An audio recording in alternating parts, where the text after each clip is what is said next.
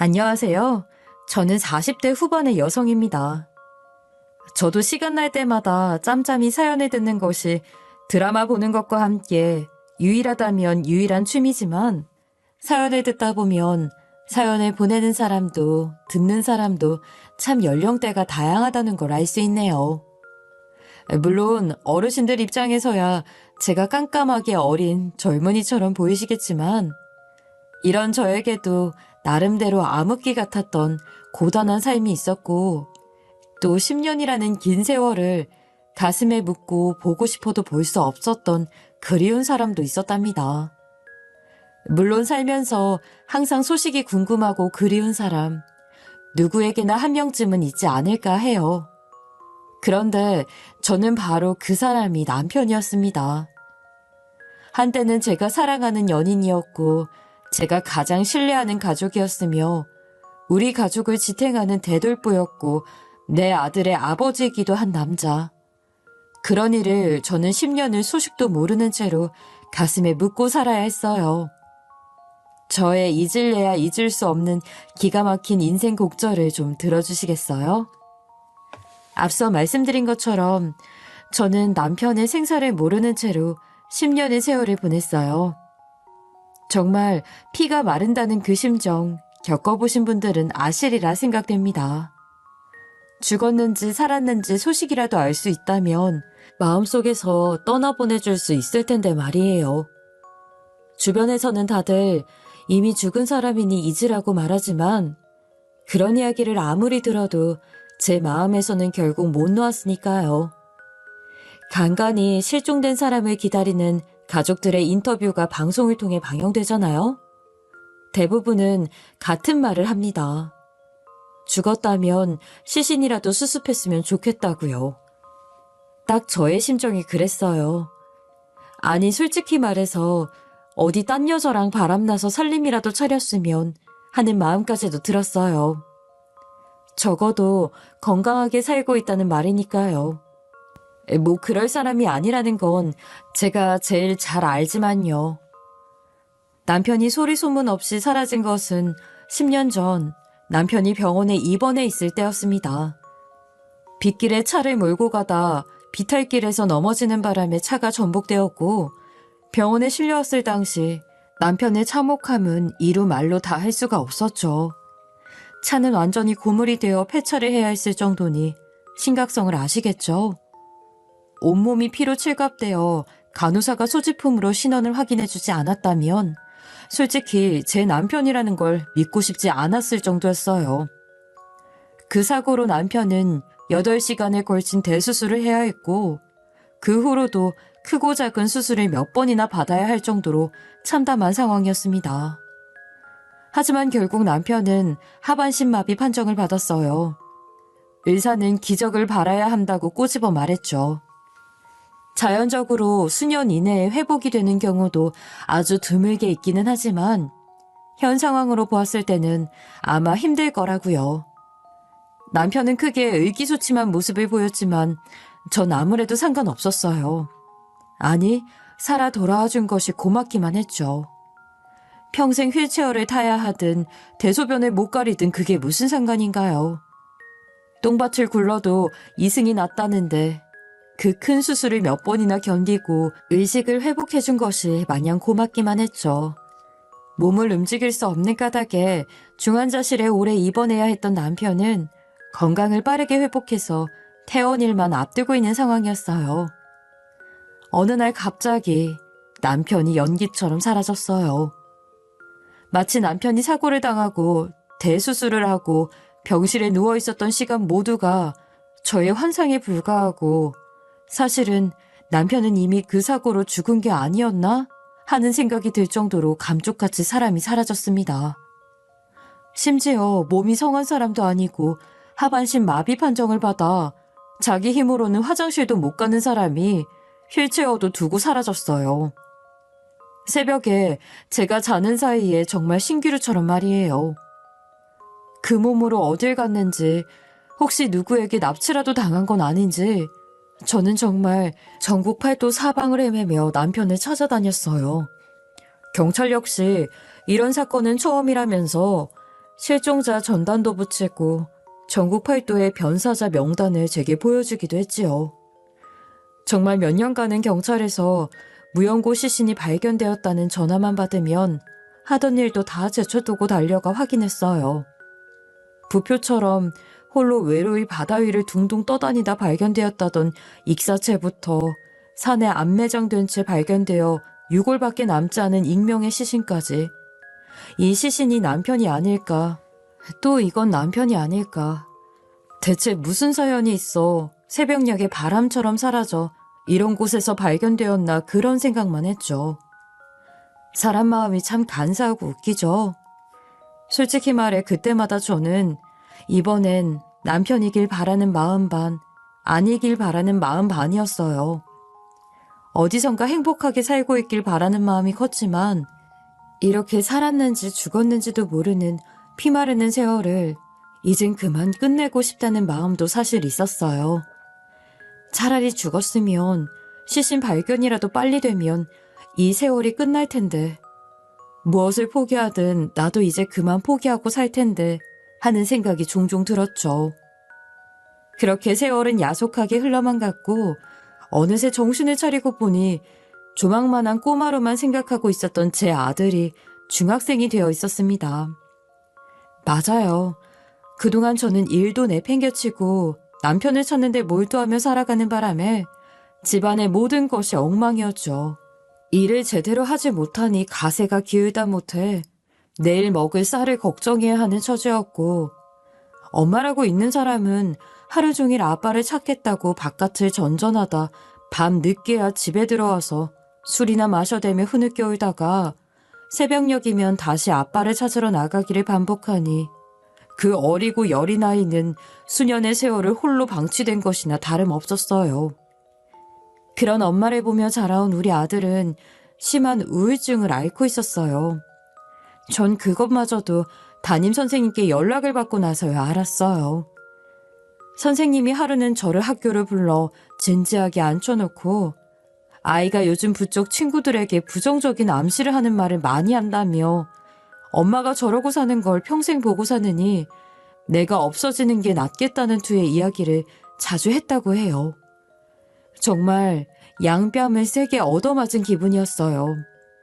세상에, 제가 내 생각에만 빠져 내 자식에게 무슨 짓을 저지르고 있었던 걸까요? 그때부터는 저도 정신을 차리고 살아가기로 마음먹었어요.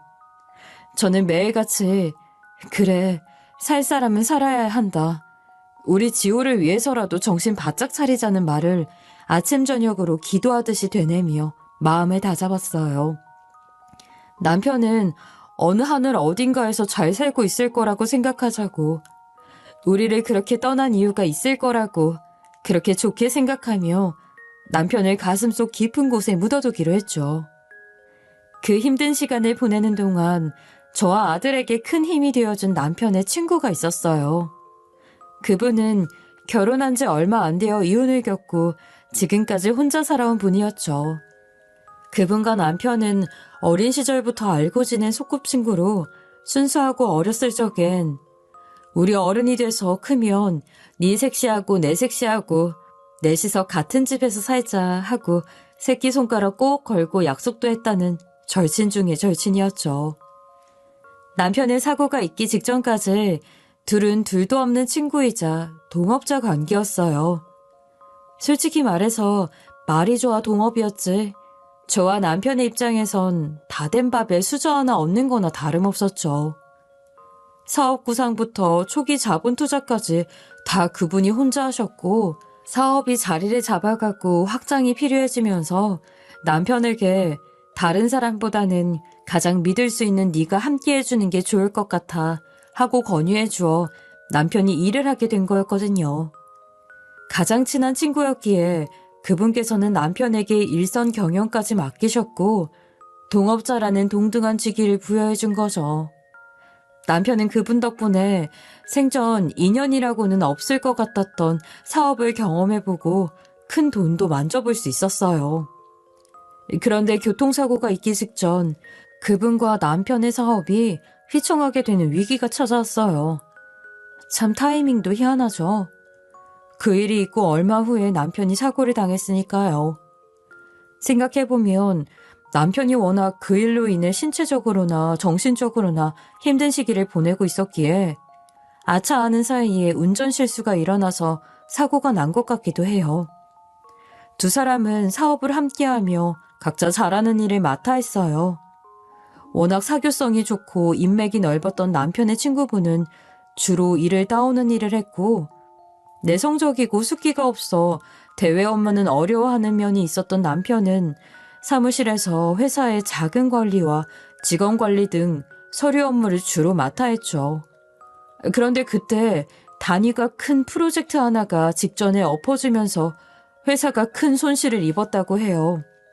프로젝트 성사를 위해 투입된 자금은 전혀 회수할 수 없는 상황이었고, 남편 역시 거래처나 직원들에게 임금과 거래대금을 지급할 수 없는 상황이 닥쳐 거래처나 직원들로부터 돈 문제로 닥달하고 붙이는 말을 들은 것을 동업자인 자기 친구에게 말도 못하고 혼자서 끙끙 앓았죠.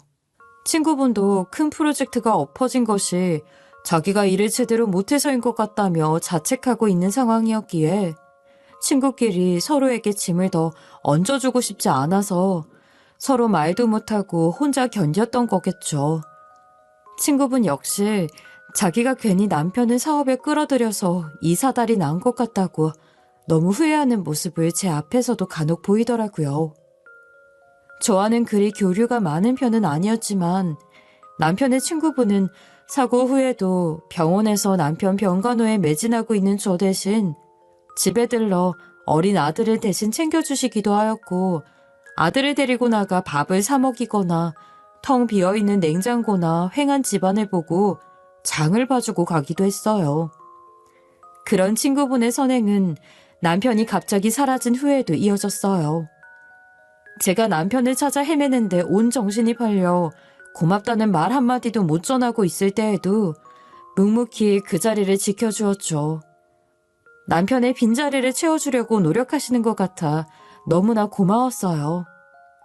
뒤늦게 정신을 차린 저는 그분께 고맙다는 감사의 인사를 전했고, 그분은 덤덤한 목소리로 아들을 봐서 이제 그만 마음을 잡아요. 장수 때문에 언제까지고 이렇게 살 순 없잖아요. 나야 이렇게 혼자 살다 혼자 살면 그뿐이지만 재수 씨는 아니잖아요. 이제는 아들 생각하면서 살아야죠. 그렇게 말하며 저에게 일자리까지 소개를 시켜주었어요. 저는 그날로 아예 작정하고 남편의 물건들을 싹 정리해서 창고에 넣었습니다.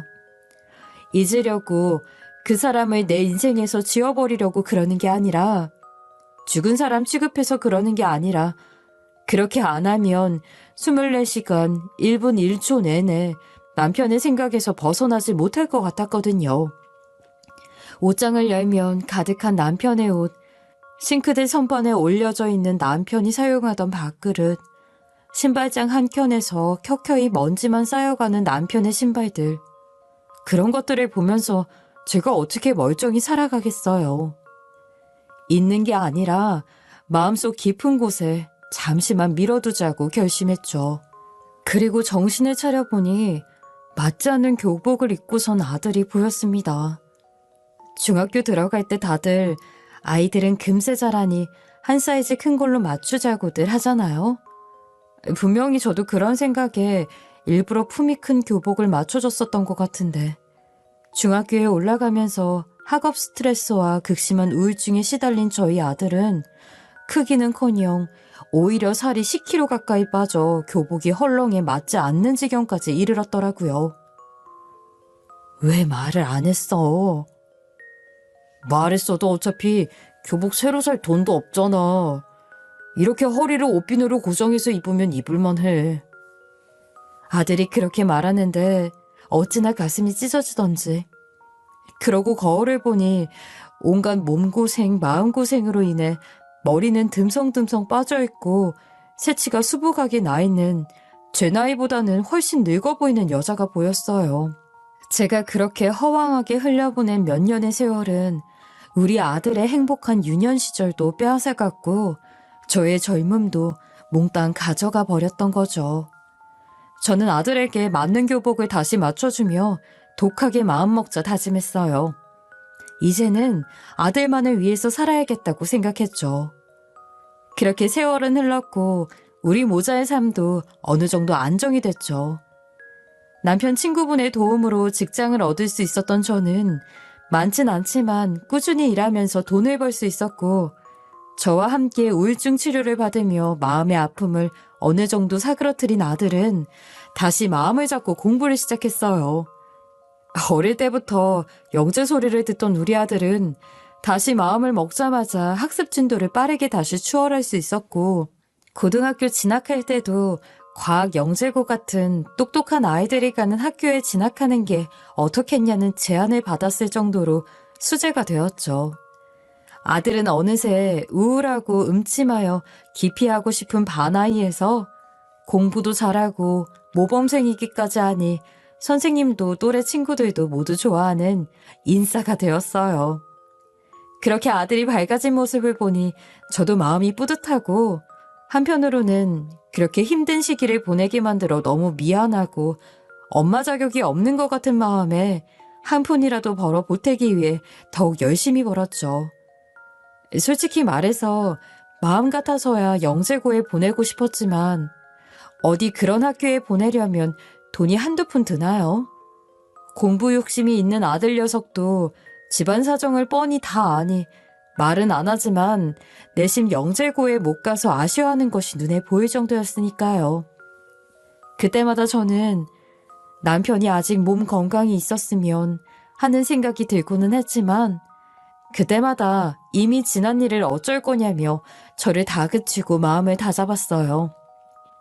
그런 고민은 아들의 대입까지도 이어졌죠. 서울의 좋은 대학, 이름만 들어도 알아주는 대학들, 아들이 골라만 잡으면 따놓은 당상이었지만 문제는 결국 돈이었습니다.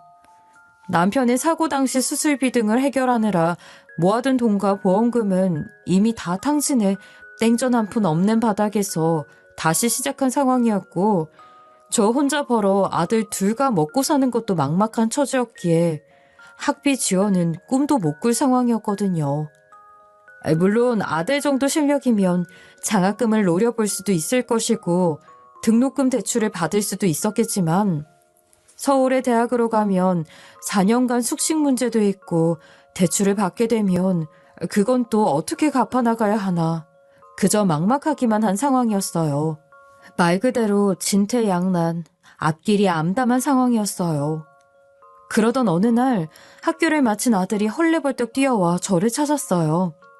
보통 학교가 끝나면 학원에 가는 다른 친구들과 달리 학원에 갈 형편이 못 되었던 우리 아들은 보통 학교 도서관에서 밤 늦게까지 공부를 하다 오곤 했는데 그날은 어쩐지 일찍 하교한다 싶었죠.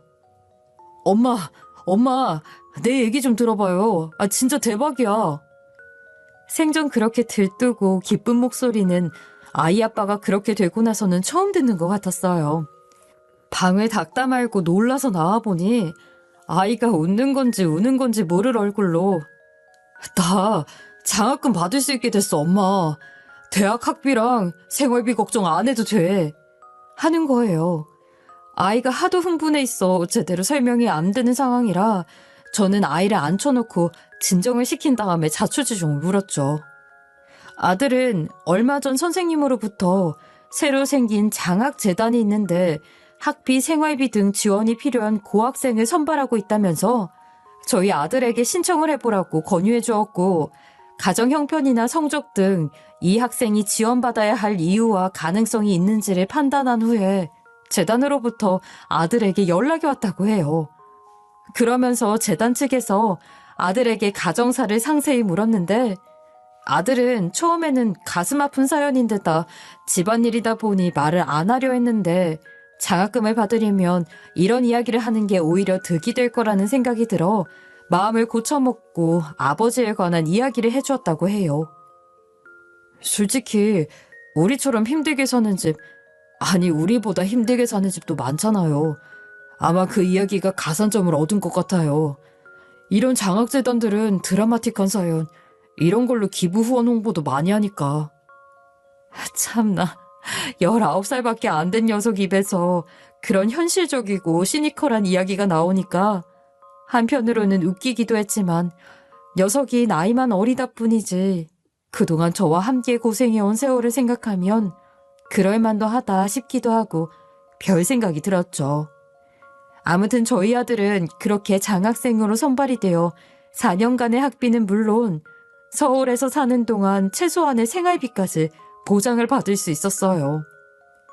아들은 서울로 대학을 가서도 주말이면 집에 내려왔어요. 아무리 과제가 바빠도 2주에 한 번은 집에 왔죠. 왔다 갔다 차비도 많이 들 텐데 그 돈을 아껴서 차라리 옷이라도 사입으라는 제 말에 아들은 엄마, 이게 사실 장학비 지급 조건 중 하나예요. 라고 말하더라고요.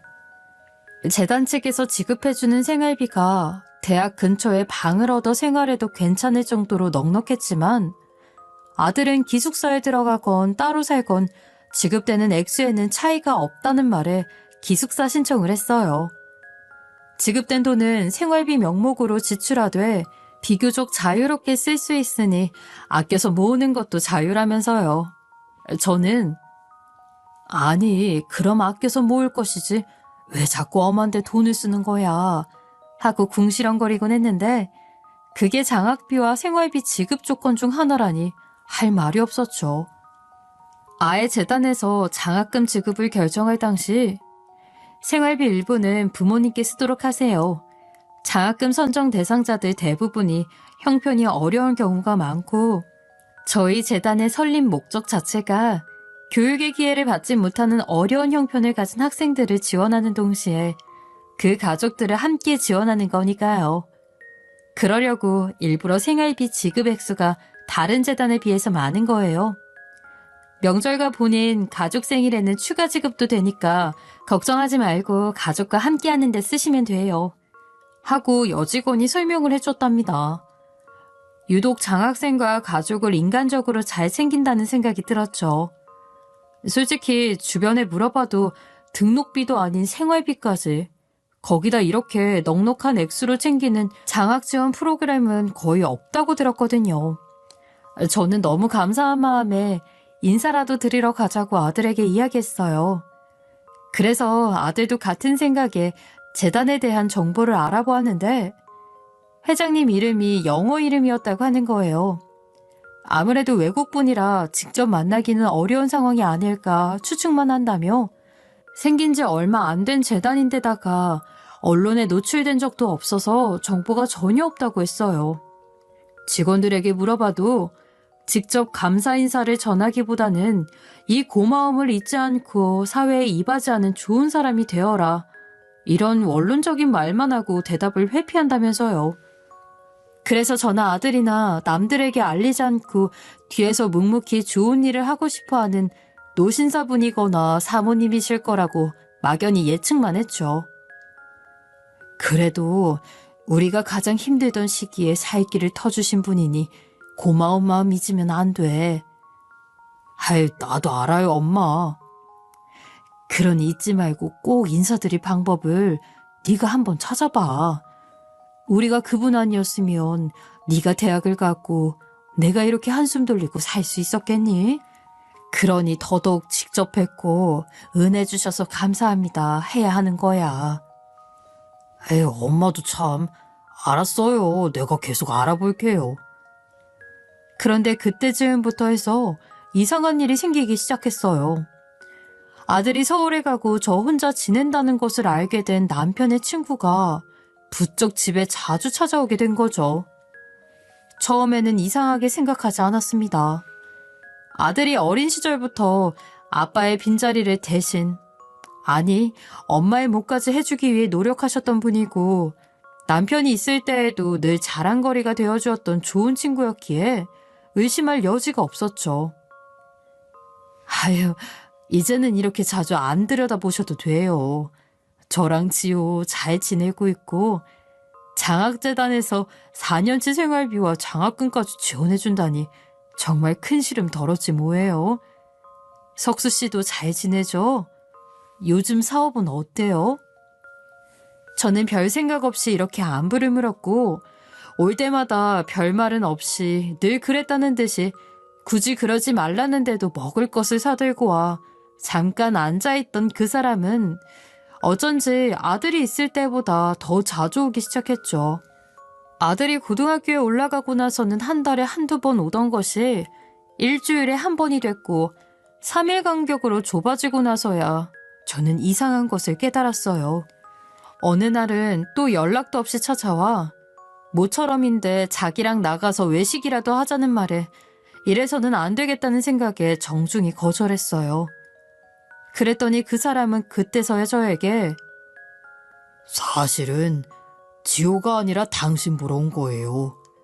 하며 저에게 마음이 있음을 직접적으로 말하더라고요. 저는 뒤통수를 맞은 것처럼 아찔했죠. 그동안 저와 아들을 돌봐준 것에 고마움을 가지고 있는 것도 맞고 앞으로 이 은혜는 두고두고 갚아야겠다고 생각은 했지만 저는 한 번도 이 사람을 그렇게 생각해 본 적이 없었거든요.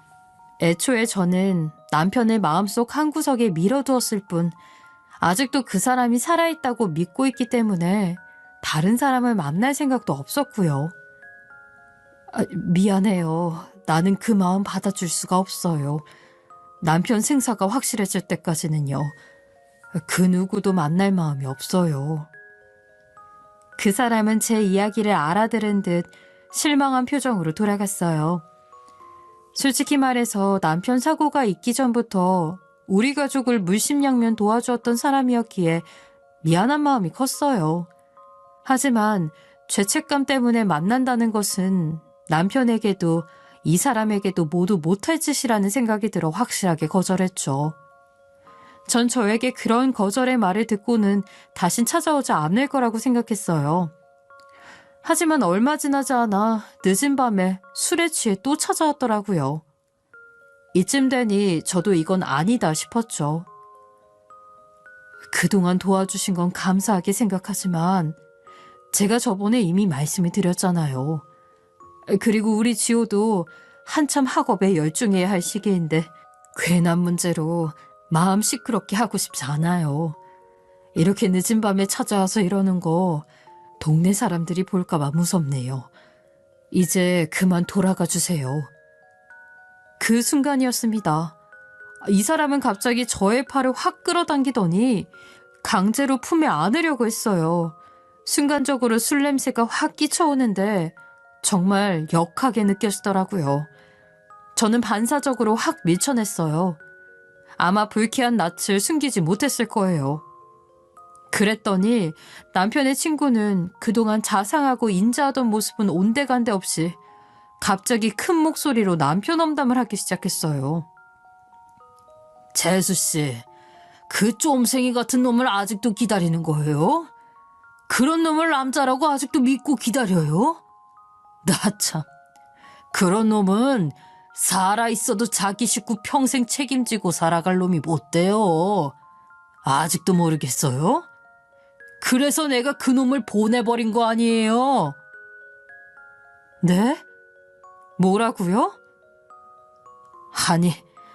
아니, 상수가 그렇게 된 건 결국 사고 때문이지만요. 저기 재호씨, 술 너무 많이 드신 것 같아요. 이제 그만 돌아가세요. 우리 그만 살림 합칩시다. 언제까지 이렇게 수절 과부처럼 살 거예요? 내가 잘해줄게요. 상수 그놈 생각 다시는 안 할 수 있게. 지호한테도 내가 정말 좋은 아빠가 되어줄 수 있어요.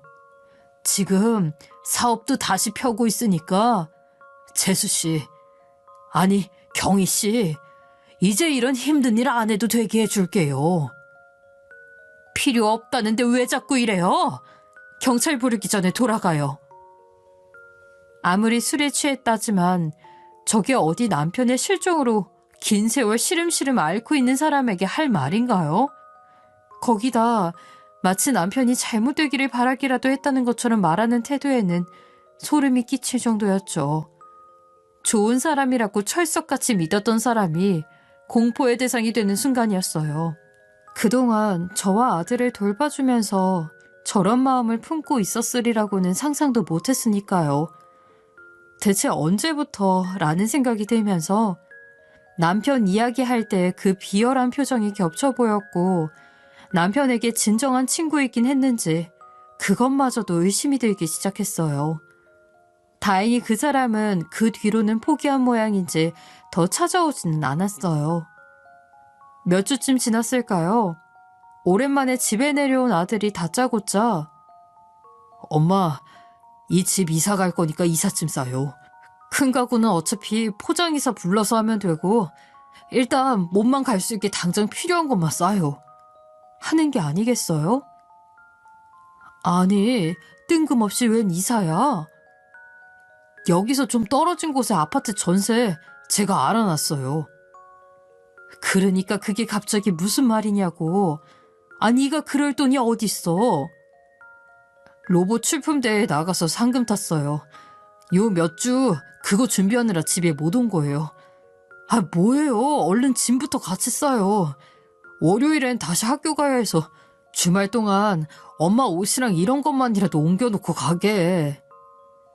불도저처럼 밀어붙이는 아들을 말릴 새도 없이 이사가 진행되었죠. 솔직히 그 사람이 집을 뻔히 다 알고 있었기 때문에 다시 찾아오지는 않을까 겁도 났던 상황이라 저에게는 이참저참 좋은 기회였어요. 그 돈을 좀 더 좋은 곳에 쓸 수도 있었겠지만 아들에게 이런 사정을 말할 수도 없고 또 술 마시고 찾아와 무슨 짓을 할지 모르니 차라리 잘 됐다 싶은 마음도 있었죠. 아들은 주변 사람들에게는 알리지 말고 가자고 했고 저는 의아하긴 했지만 직장 사람들이나 주변 사람들에게 알렸다가는 그 사람도 알게 될 수 있으니 그러마 하고 따르기로 했죠. 얼마 후 이사한 새 집의 정리와 청소가 마무리하고 있는데 현관 밖에서 부스럭대는 소리가 나더라고요. 문을 열어보니 사람은 없고 차가운 현관 바닥에 꽃다발만 하나가 덩그러니 놓여있는데 소름이 쫙 끼쳤습니다. 그 사람이 기어코 이사간 집을 알고 쫓아온 게 아닌가 싶어서 말이에요. 저는 바로 현관으로 내려가 경비 아저씨에게 방금 현관으로 나간 사람이 없냐고 물으니 경비 아저씨가 어떤 사람이 저 차에 탔다며 앞에 세워진 검은 차를 가리키더라고요. 썬팅이 짙게 된 것이 딱 봐도 수상쩍었죠. 저는 곧바로 차로 다가가 문을 두드리며 창문이라도 열어보라고 계속해서 말했지만 차 안에 탄 사람은 꿈쩍도 않았어요. 아무리 봐도 그 사람이다 싶었던 저는 더욱 강하게 나가야 할 필요가 있다고 느꼈고 이렇게 집에 함부로 찾아오고 이러면 진짜 이번엔 경찰을 부르겠어요 하고 소리를 치고 나서야 달칵 하는 소리가 나며 차 문이 열리더라고요. 그리고 차문을 열고 내린 남자의 얼굴을 본 순간 저는 기절할 듯 머리가 띵해지면서 온몸에 힘이 풀려 털썩 바닥에 주저앉고 말았어요. 눈앞에 멀쩡히 서 있는 사람은 다름이 아닌 바로 제 남편이었어요. 10년 전 눈물 속에 묻어버린 그 사람 말이죠. 저는 내가 드디어 미쳐서 헛것을 보나 보다 싶어 정신이나 차리자 싶어 제 뺨을 몇 번이나 세게 내리쳤고 그래도 남편은 제 앞에서 사라지지 않았어요. 현실이었던 거예요. 눈앞에 있는 사람이 남편이라는 걸 확인한 순간 처음에는 화가 먼저 났어요. 당연히 자의로 사라진 거라 해도 연락을 못할 상황이었을 거라고 생각했고 몸이 성치 않으니 피치 못할 사정이나 사고가 났을 수도 있고 심한 경우 범죄에 휘말려 이 세상 사람이 아니게 된 것이 아닌가 하는 생각은 해보았어도 이렇게 두 다리 멀쩡히 땅에 딛고 살아있을 줄은 상상도 못했거든요. 여보, 많이 놀랐지? 괜찮아? 남편은 바닥에 엎어진 저를 일으켜주려 손을 뻗었지만 저는 그 손을 쳐내고 슬리퍼를 벗어 마구잡이로 남편을 때렸어요. 이 인간아, 살아있었으면 살아있다고 말이나 해주지.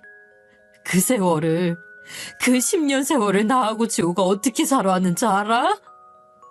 저는 그렇게 펑펑 울면서 한참이나 남편을 때렸고 묵묵히 앉아서 맞고만 있던 남편이 해줄 이야기가 있는데 진정되면 차에서 이야기를 좀 들어줘 하는 거예요.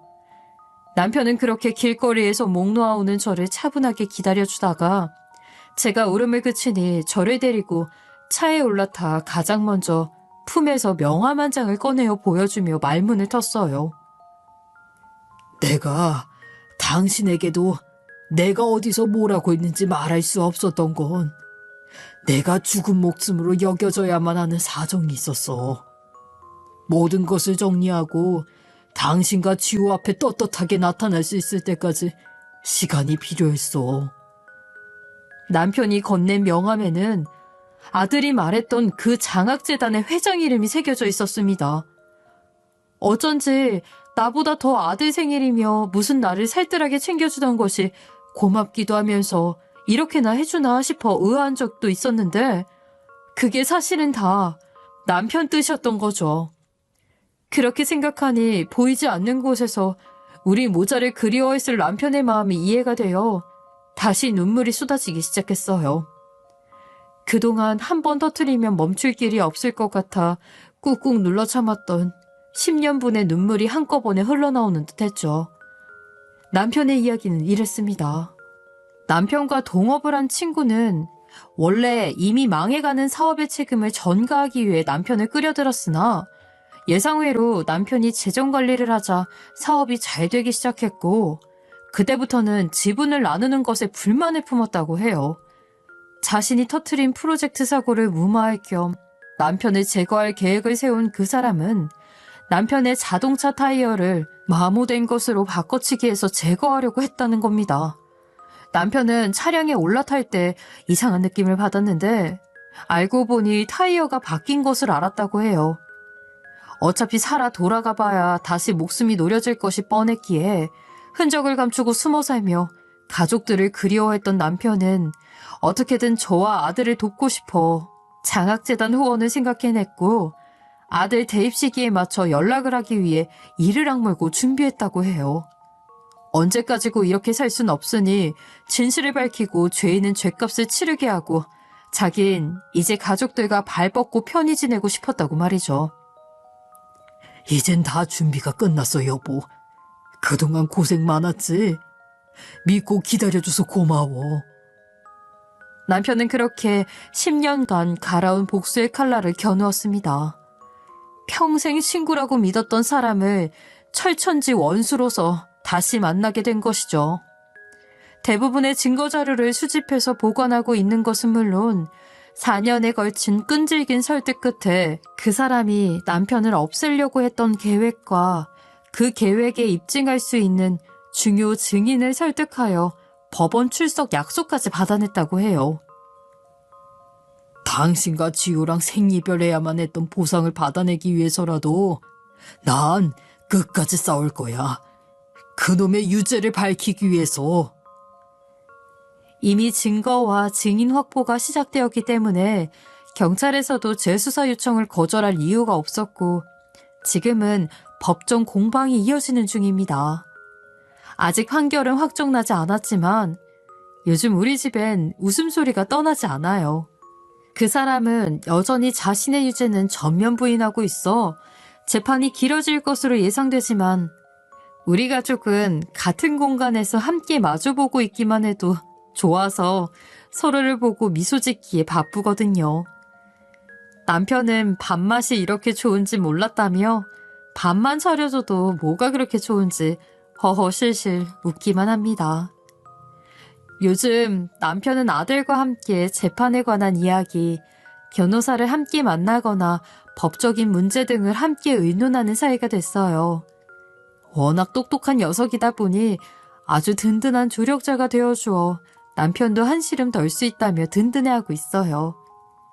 아직 형이 확정된 것은 아니지만 그 사람은 남편을 해하려 했던 것은 물론 사업을 진행하면서 저지른 비리와 협박이 모두 밝혀져서 아마 중형을 피하지는 못할 것이라는 이야기를 검사에게 전해 들었어요.